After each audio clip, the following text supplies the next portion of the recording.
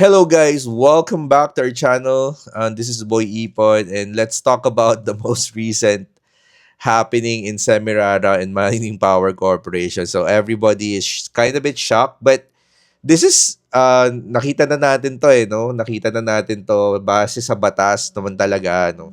Yung Semirara and Mining Power Corporation cannot really extend their contract kasi base talaga sa batas 50 years lang ang maximum na pwedeng i-award sa isang kumpanya. Actually 25 years lang na dapat You have like 25 years and then another 25 years for extension. Pero yun nga naubos na nila yon, no? Naubos na nila yung extension years nila and they max their contract to 50 years.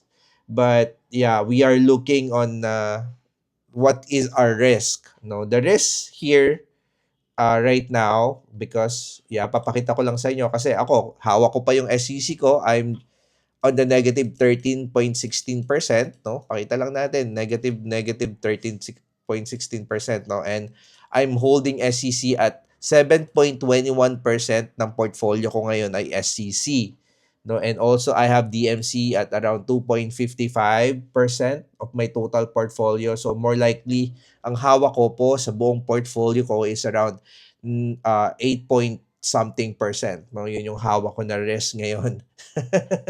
I'm holding the risk 8.5%. But let's weigh in, no? Let's weigh in, no? Ano ba yung iniisip ko ngayon? So, ang iniisip ko, we're playing a probability game ngayon, no? Sa ngayon, we're playing the probability game. Kung mabibigay ba sa kanila yung contract ulit for the next 25 years or not, or it will be awarded to new players, no? Pero i-analyze natin, no, bago pa nila na max yung contract. SEC, they have been awarded for 25 years, no, in the beginning of nung contract nila, 'di ba? Na-awardan sila ng 25 years. And looking at it, the government extend their contract because they did provide, no, they have very good management. They also giving away like billions of royalties to the government every year. I think 16 billion pesos last year. And walang paltos yun, no? Aside from giving investors earnings, they also giving the government what's on the contract. So technically, for the past 50 years, wala silang decline, wala silang paltos sa pagbibigay ng royalty sa government, no? Na ibigay nila. So kung kumbaga sa pagpapautang, maganda yung track record nila, no? Pinautang sila, nakabayad sila, pinautang sila, nakabayad sila. Parang ganun mo siya titignan Kasi na-extend yung contract nila yung from 25 years, na max nila yung 50 years, they have a very good contract. They have a very good relationship with the government. Kaso nga lang, syempre, sa batas, they cannot extend that 50 years. So that's what we're playing right now. It's a probability game, no? And according to Garin, they're allowed still to bid and they have the technical advantage and the fundamental advantage to reclaim, no? To reclaim kung ano yung naging contract nila on that 50 years. And that where what is currently na hinahawakan natin, no? Pinanghahawakan natin ngayon. If we are going to play the probability game.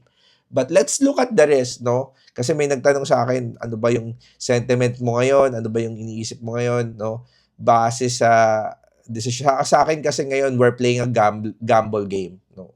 It's sugal na siya, no? Kumbaga, lahat naman ng stock na hawak natin, no, sa ating portfolio is kind of bit sugal naman lahat 'yan no? It's a probability game, no? There's a probability that some of the stocks will go up and there's a probability that some of the stock will go down. And right now, most of our stock are down.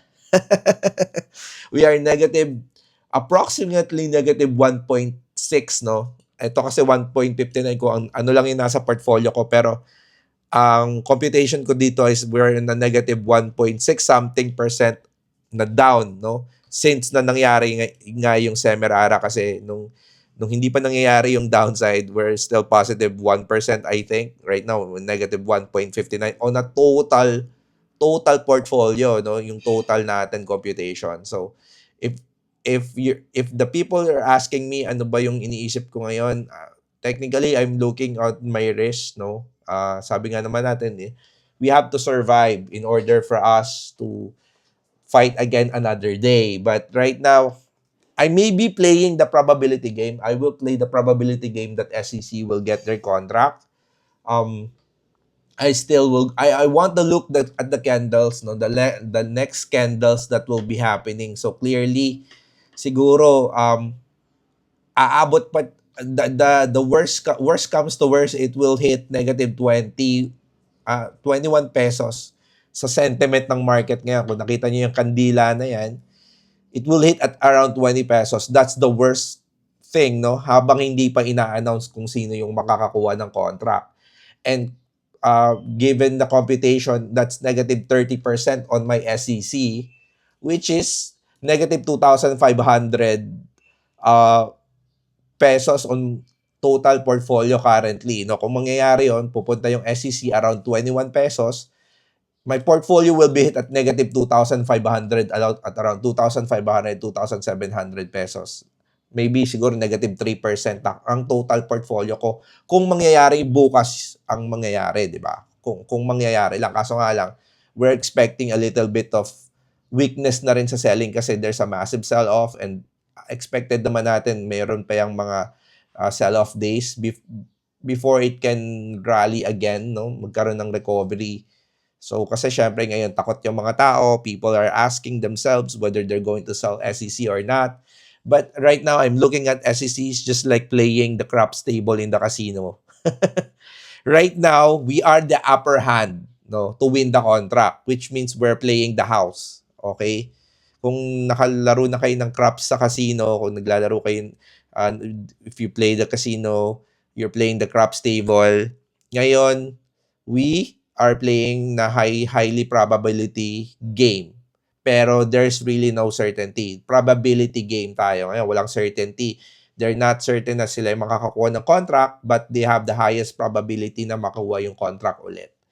So, yun yung nilalaro natin ngayon. And what's the upside for us? Siguro, if the upside for us will go back at around 30 pesos again, no? Pag bumalik yung, pag nakuha nila yung contract at the end of the year. But the question is it worth, is that contract really worth having? No? On the entirety of my portfolio. Kasi, syempre, hindi mo lang naman titignan yung decision mo on the single stock, no?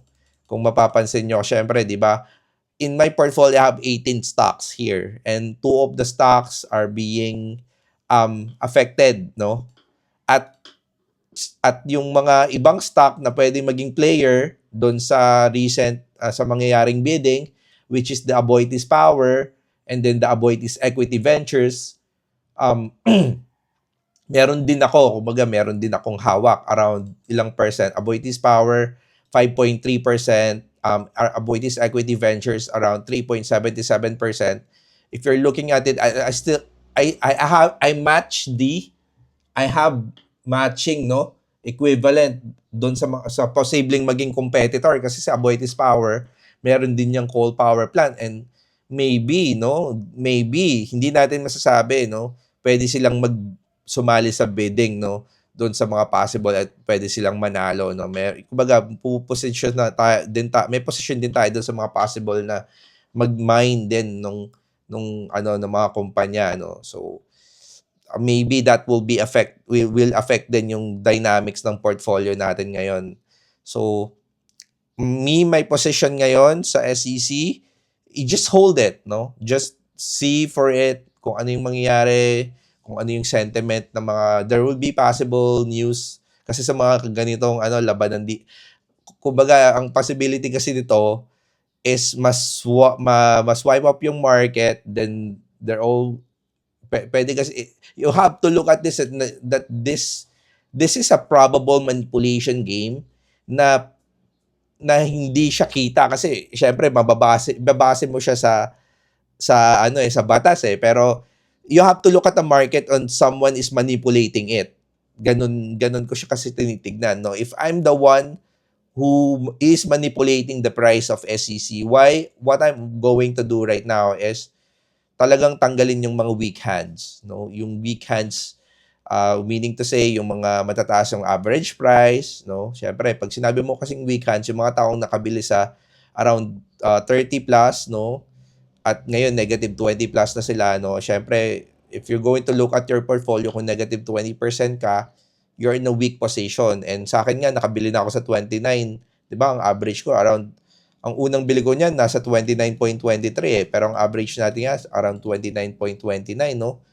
Pero I still considered myself as a weak hand currently right now. And kung mapapansin nyo, halos may hit niya na yung negative 20% ko na cut loss point kung madadagdagan pa ulit ng another, another 7%, no, na loss.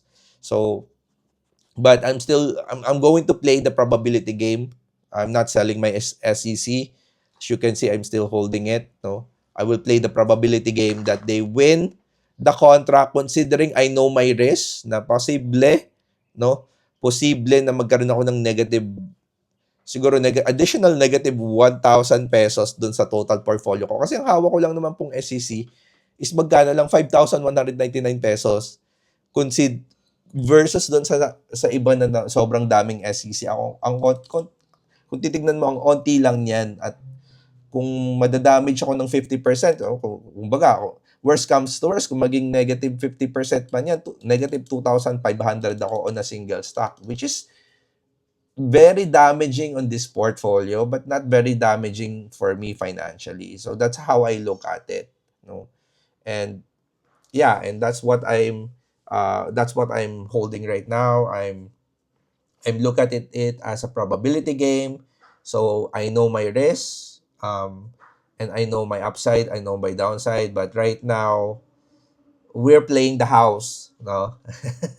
kumbaga sa sa casino, house tayo, no? Mataas ang possibility natin na manalo.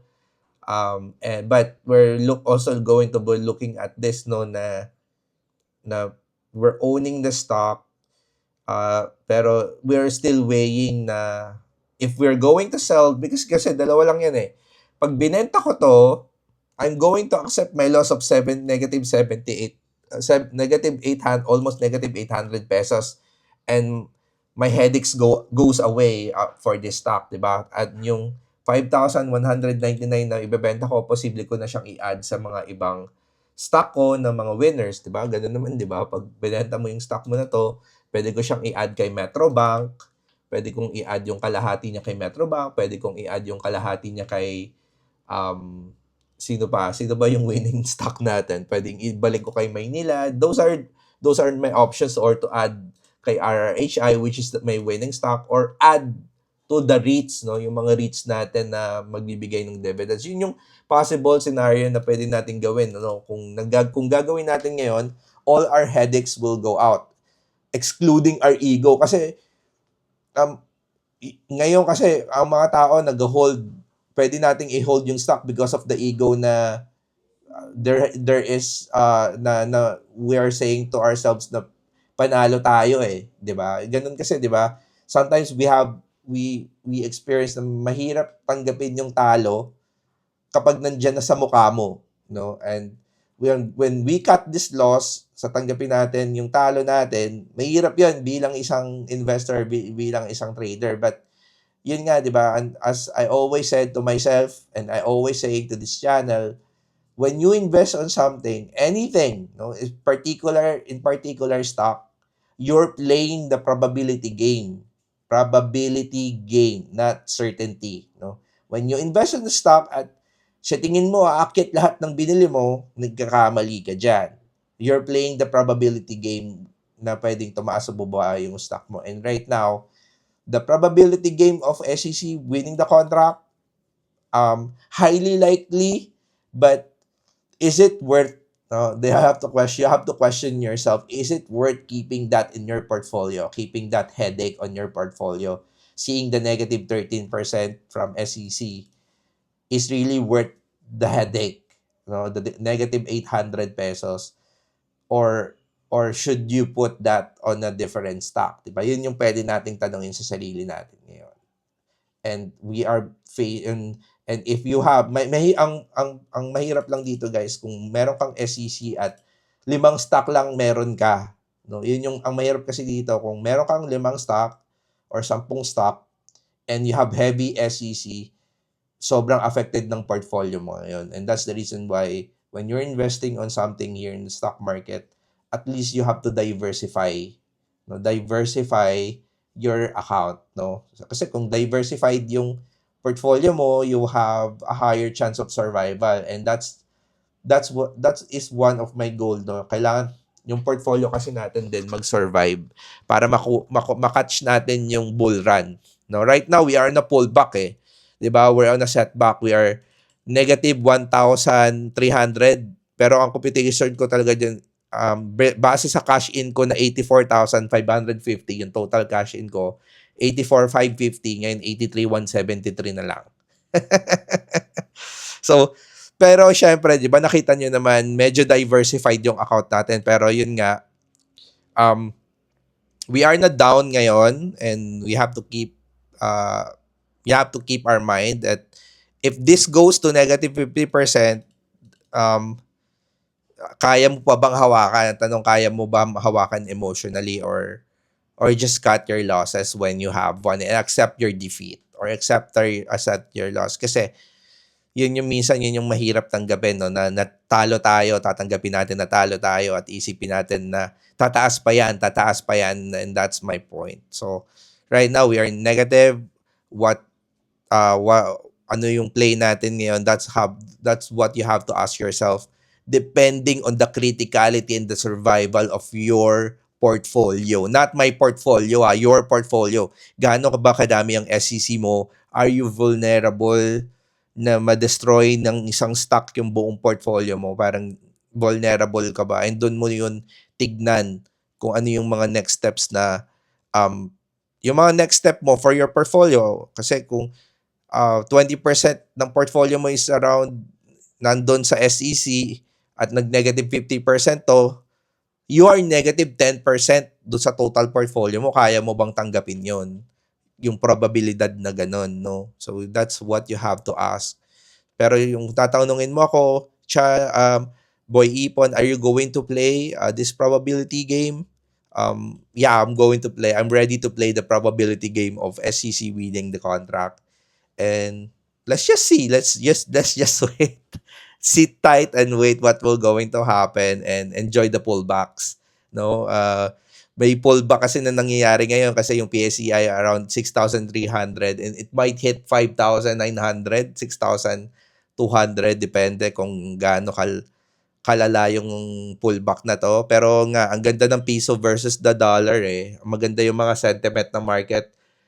Siguro kakayanin natin tong pullback na to, and if happenings, no, kung ano mga mangyayari kasi ang pinakamalaki sa portfolio ko kasi PLDT eh, around 16% eh, no, and right now nasa upside siya, no, and we are in a play, no, pinakamalaki na nagge-generate ng ano natin ngayon, no, nagsusustain is Metrobank, East West, no, and Aboitiz Equity Ventures, meron din contribution. Pero yun nga, majority of some of my stock here are REITs eh.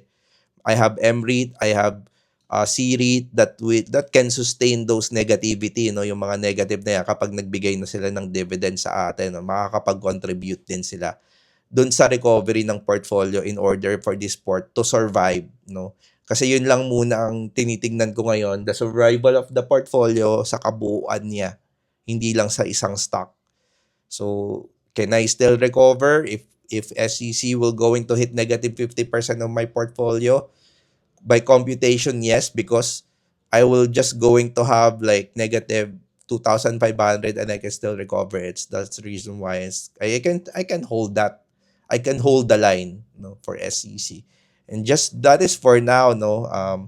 So thank you for watching this, and I hope I give you uh or insight, or maybe naguluhan kayo sa sinabi ko, pero yun nga, feel free to ask questions, no, and say your sentiment on this, no, kung ano ba yung naiisip niyo, no? Ano ba naiisip ng market based on this something happening na ganito.